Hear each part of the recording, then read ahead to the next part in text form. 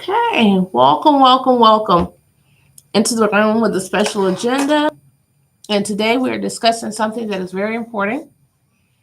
If you have special needs, children or loved ones that you care for, it is important to know how to navigate that process day to day and the different resources that you will need. Oftentimes, those ones who have special needs, loved ones that they care for, it is complicated in the way of how to make sure that they're getting what they need. Um, Everything down from the different medical needs that they'll have that needs to be met and resources that they'll need to address those things. Unfortunately, what has to happen is the world is set up where everything is money motivated. In order to see certain doctors, you have to have a some form of payment for them, and insurance. It costs so much if you have children that have physical limitations, and if they have cognitive and learning delays, those things cost as well to care for them. And many people have a hard time even working because it takes up so much time to make sure those needs are met, just getting there, and to make sure that they have those resources that are paid for. And so it limits your income to manage your day to day, to make sure that even getting to the doctor and with gas costs nowadays, it is overwhelming. It can be. And meeting even the needs of you getting a break. Many people don't know that there are resources for that, um, and how to get to that, how to address that matter of who do we go to, who handles that. First, the first step when you start to notice that something is going on, first, we will address the matter of getting them diagnosed. The first thing that I did not know when our daughter was born, and we noticed some things, but we weren't sure what was happening. We did not know who to talk to about it. And it was so important that we had people to talk to. We had people that could tell us where we needed to go. And even with that, there were things we didn't ask, so that there were things they didn't tell us. When you go through the school system, they tell you some things, but they don't tell you everything. There again, they don't know what you need to know, and neither do you know what you need to know. So I always say you never know what you don't know. And with that being said, it's important to have a team. But I always say having special needs kids is like being dropped off in a country and knowing that you have a destination you need to get to, and that getting there is a time sensitive issue, meaning you have to be there at a particular time, but you don't speak the language. You don't know who speaks your language. Everything is in a different language written. So, who do you talk to? How do you get where you need to? And they drive on another side of the road. So, when you have that dynamic, it can be quite overwhelming to try to navigate the process of getting the help you need for your loved ones, and you don't even know what help you do need. You don't even know how to get the help you do need. You don't know who gets it, where you're supposed to get this help from. You don't know what you need to do to, once you get to those people that will provide that help. Sometimes if you're talking to the correct person, they will tell you. But oftentimes you just get someone to direct you to someone else, and you're not prepared when you get there. Well, the information I'm providing you today will give you access to funding. It gives you the information on who and what your income cap has to be for one insurance. Once you get diagnosed, for your child, getting the insurance that you need health wise, what's the cap for that, and what sites you need to go to, what applications you'll need to look up, who you need to talk to, what phone numbers that you need to get to that. I have to put my glasses back on. It kind of gives me a glare, so I'm trying to have it where we won't have any problems, but looks like we might have a little bit. Hopefully, I don't have to disappear for a second to get the information that I jotted down, but it looks like I might have to. Give me a second. It's on the other side of the little bit of reach across. Okay. Sorry about that, guys. First off, we'll be talking about the school program in the different states and the different towns and the school districts and what they offer. One of the things that you'll know that because it is a very chaotic process, it's important that once you figure out your child's rights, because that's the first thing the school does is give you your book of rights when you sit down with them after you've been diagnosed and you're in the school system, but they don't give you much beyond that. They don't, the book of rights doesn't tell you what you're supposed to do. They just kind of tell you what you have a right to, but they don't tell you how to do what it is you're needing. So the first thing you know is that you're your child's advocate. You're the first person and first line of defense in getting what you need, but how do you do that? And the second thing is what you'll need. More than likely, you'll need speech therapy for your child. You'll need possible occupational therapy for your kid. You will need physical therapy in some cases. And so you'll need those different people on your team. How do you get that done without being overwhelmed and it meeting the needs of your specific family and the dynamic, your work environment, their school environment?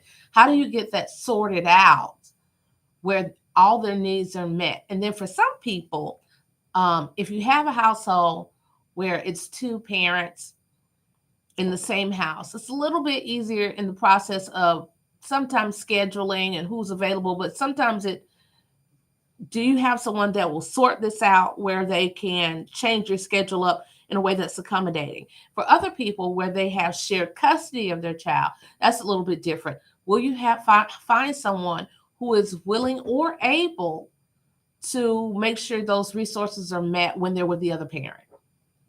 How do you get all of that sorted out? Once you get that child assessed first and their diagnosis, how do you get that handled? The third avenue will be to focus on what the government entitled are and what insurance you need. Most times for most people, they qualify for disability Medicaid. Now, the cap that I have written down is what it is for each household. For a family of three, meaning two parents and a child, or a parent and two kids, the family of three is 50. Their cap per year has to be, they can't make more than $56,885. That's 1 year. And then for four people, if you have four members of your family, including yourself, it's $68,543. For five, it's $80,201. For six, it's $91,860. So these are the caps that I'm reading off of income.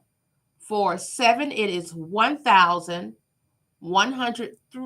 No, sorry, 100. I'm sorry, and $3,518. That's the cap. For eight, it is $1,115. I'm sorry, $115,177,000. And so plus eight, it is what you add is per person. It is $11,659. of earned income per individual, additional person added to that your income level. And the application that you need to apply for is the Georgia Gateway Online Application Portal. And the number in which you call is 877-423-4746. And you apply for Medicaid. And that insurance qualifies you for so many things that people don't realize that is available to them. And you focus on those entitlements. Medicaid covers things for their therapy, for their doctor's appointments. That program is funded in part by both the federal and the state government. So Medicaid pays for a variety of things, or arrangements for people with disabilities and children and adults with disabilities who have those limited financial resources. It also provides for government funding for long-term services. And it also can help individuals. So once you qualify, once you fill those applications out and they give you the okay that you're eligible, you get that letter. It's based on both income and disability, though. So you have to keep in mind, though, that it is based on your child's long-term needs. Do they have a long-term disability that's going to last more than 12 months? And is this a disability that is a developmental disability, or is this a disability that is which can possibly lead to death, or is this a disability that it's not developmental? Say there was a car accident, something happened, and they have a disability where it's not going to progress in any way, and it can improve. A developmental disability over time, in some cases, it can improve. And if it's one of those disabilities that they is on that spectrum where they consider it to be where it can improve, it'll get better as they get older, or there will be changes in it, they will, at the age of 18, be assessed on where they are in those in their prognosis and what it is that they're dealing with. Has it improved? And what way has it changed? What form of long-term care will they need, or do they need less resources now? In many cases, if it's a developmental delay and it's something that they're growing up, they still have those delays, but it has changed, and they are in a position where they can work. It allows them to make no more than, I think it is a little over $1,000 a month in income that won't affect their resources. So if, say, they get out of high school, they graduated, they can't get in a program where they're being paid, or they can get in a job program, or they can work where they can work a few hours a week and they can still get their full benefits. That means their insurance and what other financial resources they've been receiving, and still have that outside income, which will also keep them active and give them interaction with other people.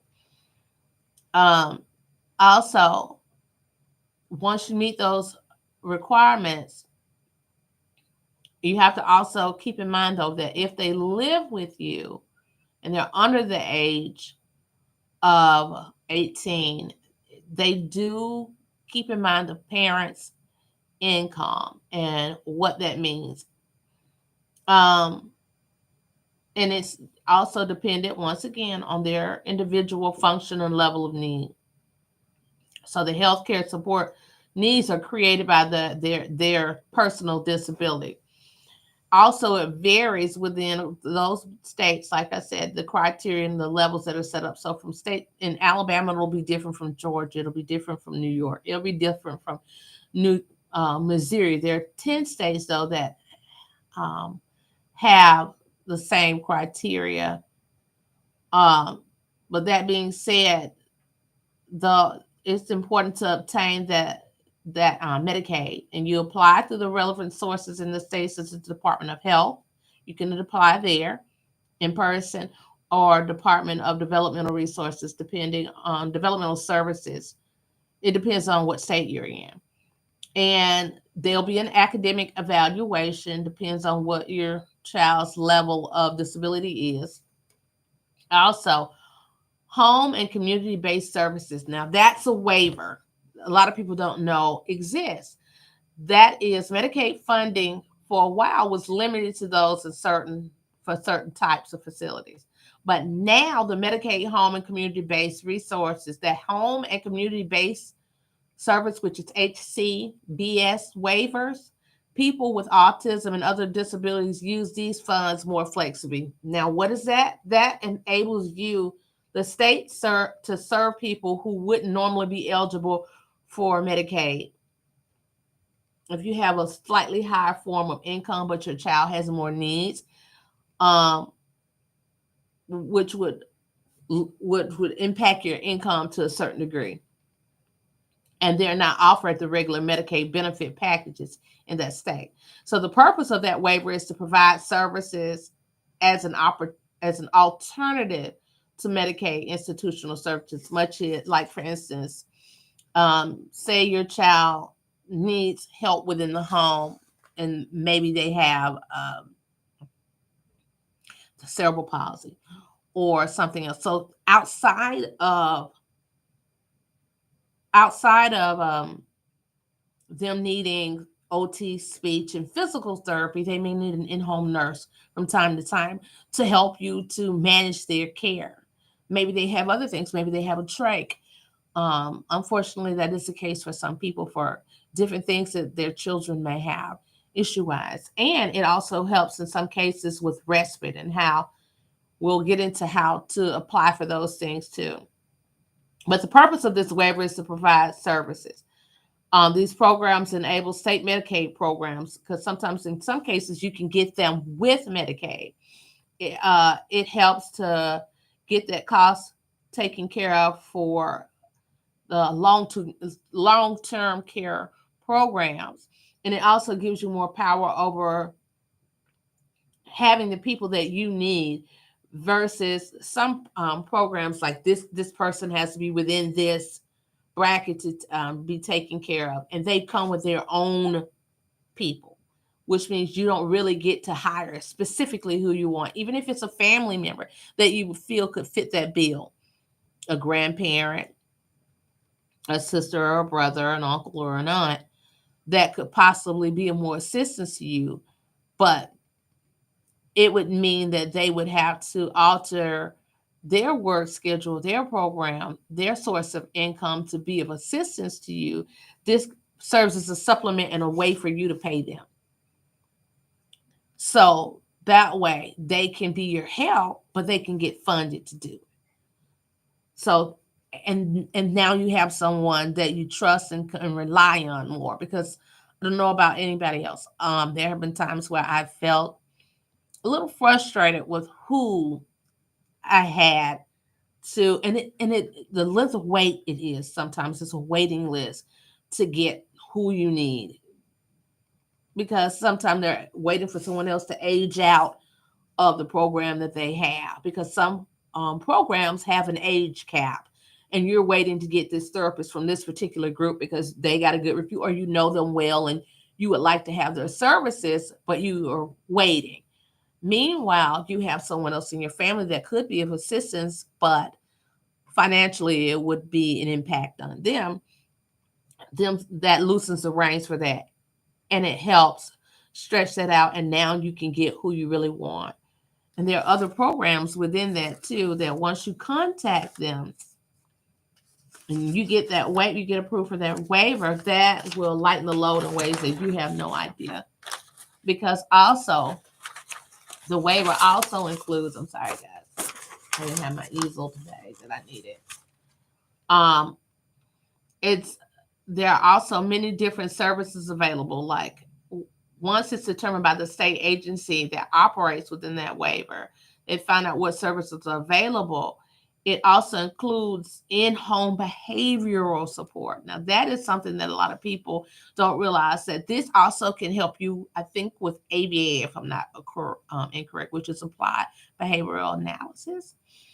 It gives you, like I said, in-home a support staff, a care provider, a case manager, and yes, it does take care of respite.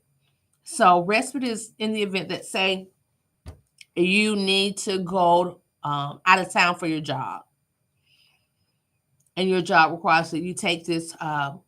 There's a conference going to be in another state, and you have to go to it. It will provide you someone that can you the resources to pay someone to take care of your child or whoever that you're caring for that has special needs, even if it's a special needs adult. Maybe you're caring for maybe even one of your siblings, because in some cases that does happen. um it allows you to have someone else to be there, and you pay them to do it, and it's who you want. It's not them just picking someone for you, and you're kind of in the wind with leaving your child with someone that you've possibly never met.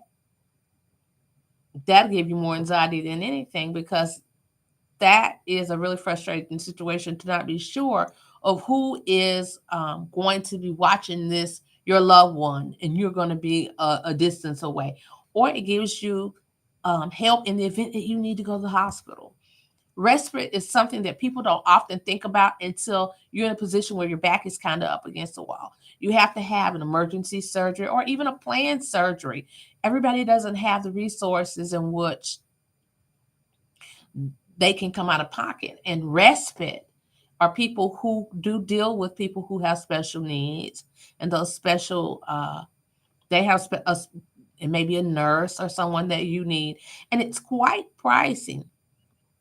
It can be as low as $85 an hour to $200 to $300 an hour, and yet you still need um, that need met. For me, I remember panicking because I've had to have some surgeries. Fortunately, my husband was able to be of help, but he had to take off work for a little more than a week. And it was just fortunate that he did have some vacation time and some sick time left that he could use. Now, for everyone, that's not the case. They don't have anyone that can take that time off. They may not even have family members that can do that. So it's important to have a resource where, in the event that you need an emergency service or some other need along those lines, to be able to reach out and get that need met with respite. Um, and it also allows for you to self-direct their care, meaning that you get a budget and you can hire and manage staff independently. So like I said, it allows you to pick who you want, that you feel comfortable with. So that's something that a lot of people don't know. um And the way that you do that, the National Association of State Directors of Developmental Disabilities, which is NASDDS website, look up that website and they will help you apply for those programs. And I think that each time you do respite, but once you download the form, you can do it each time you need it. But if you need it on a regular basis, I'm certain that there's a form for that. And it also um, gives you the funds, I think, ahead of time. It's not, in some cases, you may need to be reimbursed if you need it now. And those services are needed now, and you haven't filled out any of the forms or applications or whatever, because it is an approval process. But it's also provided by the state's DDS.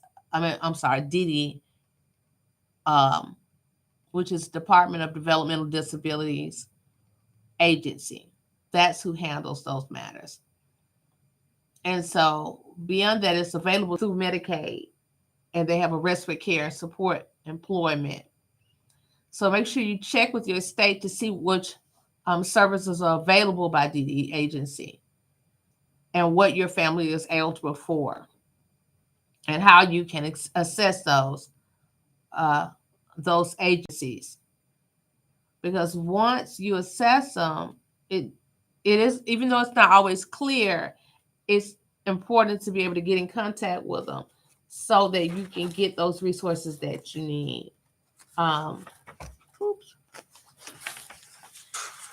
And also, we're going to be talking about funding from Social Security. Now, there are different forms of Social Security you can apply for. There's SSA, which is through the and Social Security Disability Insurance, which is different. And a lot of people I didn't even know that was different, because there's Social Security income, which is SSI, and then there's Social Security Disability Insurance.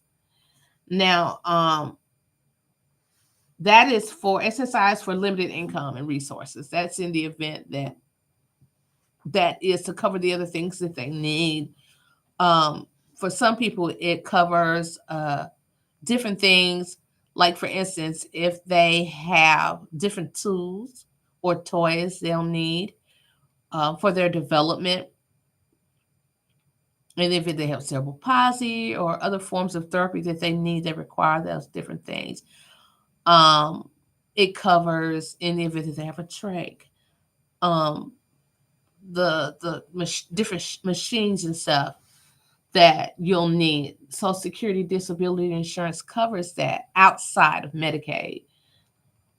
Um, Also, yeah, and I want to revisit what I was saying about the amount of money that they can make. What is after they graduate and they start working and everything, if they're capable of doing that. $1,090 a month is what they cannot make more than. If they make that or less, then it won't impact their income. Um, and of course, they must have physical or mental condition, and they can't have more resources than $2,000 based on this. But what I also want to let you all know is to reach out to Daniel Campen, because he is a special needs attorney, meaning he helps you figure out the path to setting up stuff for your child. Within even the limitations of that, you can actually own a business and have resources of more than $600,000 and be able to put that back for your child and still be able to get those resources and still be able to utilize what they should personally be entitled to without it not affecting your business or you having to worry about Social Security and those kinds of things, because you may need to put all those extra resources aside for their future life in the event that something happens to you, because you have to have provisions for them, and you may need to put that in a trust to make sure that anything that happens, or say they need to go to a facility, you need to have those resources available so that they can long term have their needs met and fill those gaps that Social Security and the state does not provide. So thank you all for tuning in. There will be more information, and soon we'll be getting this and a lot more information.